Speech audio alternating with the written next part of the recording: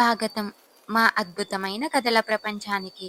అమృత story book. ఒక ఊర్లో ఇద్దరు అక్క చెల్లెళ్ళు ఉండేవారు. అక్క తెలివి కలది, కానీ స్వార్థపరురాలు. చెల్లెలు చాలా అమాయకురాలు. ఇంట్లో పనంతా తానే చేస్తూ ఎప్పుడూ ఏమీ మాట్లాడేది కాదు. రాణి, మనకు పెద్దల నుండి వచ్చిన ఆస్తి ఉంది కదా, మనకున్న ఆస్తిని పంచుకుందాం. మనం ఉంటున్న ఈ మేడను, పండే మంచి పొలాన్ను నేనుంచుకుంటాను. దీని పక్కన ఉన్న చిన్న గుడిసెను, బీడు భూమిని నువ్వు తీసుకో. సరే అక్క, నువ్వు ఎలా చెప్తే అలాగే. నాకు ఎలాంటి అభ్యంతరం లేదు. నాకు ఆ పూరగుడిసే సరిపోతుంది.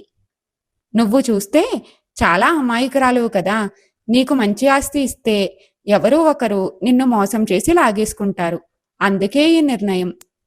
ఇక నుండి నువ్వు ఆ గుడిసెలోనే ఉండు. ఏమైనా మాట్లాడాలి అనుకుంటే నేనే ఆ గుడిసె దగ్గరికి వస్తాను. సరే, నాకు అక్కడికి కావలసిన కొన్ని వస్తువులు తెచ్చుకొని వస్తాను. అప్పటి వరకు నువ్వు అక్కడ ఉండు. ఇలా చెప్పి అక్కడ నుండి కావలసిన వాటి కోసం బయలుదేరింది. దారిలో ఒక చోట కూర్చుంది. కాసేపటికి అక్కడ సూర్యుడు ప్రత్యక్షమయ్యాడు. అయ్యి, అమ్మా, నేను సూర్యుడిని. నీకొక ప్రశ్న. ఎండాకాలం మంచిదేనా? నీకు నచ్చుతుందా? అయ్యో, ఎండాకాలం చాలా మంచిది. రైతులు ధాన్యాన్ని ఆరబెట్టుకుంటారు. ఏ భయం లేకుండా బయటకు వెళ్ళవచ్చు. మామిడి పళ్ళు వస్తాయి. కావలసిన సరుకులన్నీ ఎండబెట్టుకుని నిల్వ చేసుకుని తినొచ్చు. సూర్యుడు అదృశ్యమయ్యి వర్షాకాలం ప్రత్యక్షమవుతుంది. వర్షాకాలం మంచిదేనా? ఎంత మంచిదో! వర్షం పడితేనే కదా భూమి దప్పిక తీరుతుంది. నీ వల్ల పంటలు పండుతాయి, నదులు నిండుతాయి. ప్రకృతి అంతా పచ్చగా జీవకళ్ళతో ఉట్టిపడుతుంది. నీ వల్ల మాకు నీరు పుష్కలంగా లభిస్తుంది. వర్షం అదృశ్యమయ్యి శీతాకాలం ప్రత్యక్షమవుతుంది. శీతాకాలం మంచిదేనా? శీతాకాలం మంచిగా హాయిగా నిద్రపడుతుంది. సీతాఫలాలు వస్తాయి, పంటలు చేతికి వస్తాయి. రాత్రిపూట అందరూ మంటల చుట్టూ కూర్చొని ముచ్చట్లు చెప్పుకుంటారు.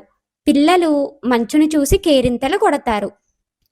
ఇంతలో మొత్తం 3 కాలాలు ఒక్కసారిగా ప్రత్యక్షమయ్యి, నీ మనసు చాలా పవిత్రమైనది. నువ్వు ప్రతి దాంట్లోనే మంచినే చూస్తావు. అందుకు నీకొక వరం ఇస్తున్నాం. ఇకపై నువ్వెప్పుడు మాట్లాడినా నీ నోటి నుండి ముత్యాలు, రత్నాలు రాలుతాయి. ఇలా చెప్పి అదృశ్యమయ్యాయి. రాణి అక్కడ నుండి ఇంటికి బయలుదేరుతుంది. ఇంటికి వచ్చిన తరువాత, ఏంటి ఇలా ఖాళీ చేతులతో వచ్చావు? తీసుకువస్తా అన్న వస్తువులేయి.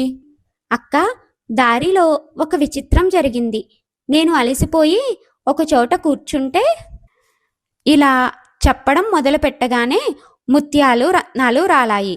అది చూసి జరిగింది తెలుసుకుంటుంది. లలిత మనసులో, రాణి అమాయకురాలు.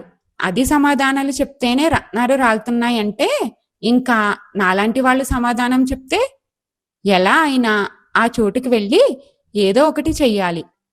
ఇలా అనుకుని రాణితో, రాణి, నాకొక పనుంది, ఇంకా వెళ్తాను.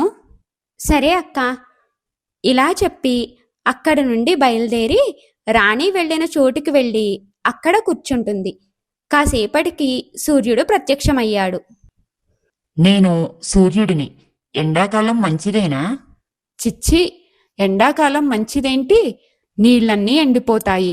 మొత్తం వేడి, ఉడుకు, చర్మం కాలిపోతుంది, చెమటలు పడతాయి. నాకు చాలా చిరాకు. సూర్యుడు అదృశ్యమై వర్షాకాలం ప్రత్యక్షమవుతుంది. వర్షాకాలం మంచిదేనా? అస్సలు కాదు. బట్టలన్నీ పాడైపోతాయి. దారంతా బురదవుతుంది. వర్షాలు అసలు వదలవు. రోజూ వస్తాయి. అసలు బయటికి వెళ్ళడానికి కూడా ఉండదు. వర్షాకాలం అదృశ్యమై శీతాకాలం ప్రత్యక్షమవుతుంది. శీతాకాలం మంచిదేనా? శీతాకాలం మొత్తం చలి పెడుతుంది. ఒళ్ళంతా గెడ్డకట్టుకుపోతుంది. కాళ్ళు నొప్పులు పుడతాయి. త్వరగా చీకటి పడిపోతుంది. అసలు ఏ పని అవ్వదు. పొద్దున్నే మంచు. అసలు బయటికే రాలేము. ఇంతలో మొత్తం అన్ని కాలాలు ప్రత్యక్షమవుతాయి. అయ్యి, నీకు ఏ కాలమూ నచ్చదు కాబట్టి నీకు శాపమిస్తున్నాం. నువ్వు వెంటనే ఎద్దులా మారిపో. ఇలా శపించిన వెంటనే లలిత ఎద్దులా మారిపోతుంది. అందుకే అంటారు, ఎప్పుడైనా ఒక్కొక్కసారి కష్టంగా ఉన్న అన్ని ఋతువులు మనకి ప్రకృతికి మంచివే.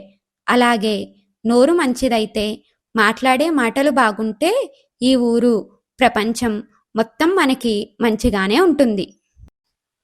మీకు ఈ కథ ఎలా అనిపించిందో కామెంట్లో చెప్పండి. ఇలాంటి మరిన్ని మంచి కథలు ప్రతి బుధవారం వస్తున్నాయి. మర్చిపోకండి.